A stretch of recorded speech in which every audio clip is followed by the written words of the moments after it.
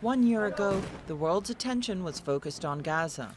The Palestinian territory saw the deadliest, longest, and most destructive Israeli offensive of the 3 wars it has witnessed in the last 7 years.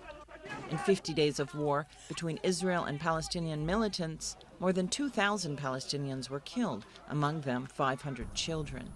Despite a ceasefire that has largely held, there has been little reason for residents here to believe their suffering will soon end.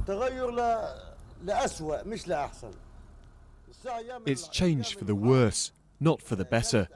It was better before when the world paid attention to the people here and provided aid.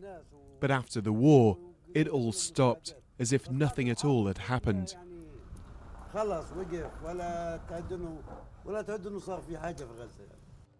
Before the war, 2/3 of the Gaza population depended on food assistance, and more than 40% were unemployed. Little has changed since a 9-year-old Israeli blockade has slowed reconstruction, strangled exports, and created legions of unemployed. I'm doing this job against my will, because there's no work here, only this. There's no alternative. I collect stones around 5 carts, and then I sell each one for 10 Israeli shekels. A recent poll showed that 1 in 2 Gazans want to leave the territory. With both Egypt and Israel tightening the land borders they control, dozens have drowned attempting to illegally immigrate to Europe via the Mediterranean.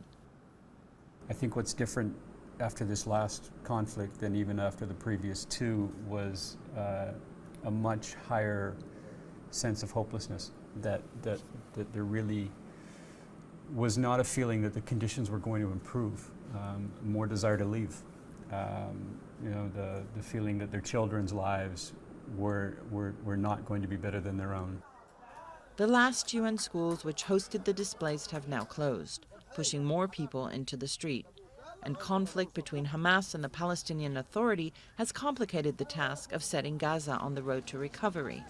It's a situation that serves the interests of local jihadist groups who reject the ceasefire with Israel. They, and not Hamas, have claimed credit for the recent rocket fire into Israel.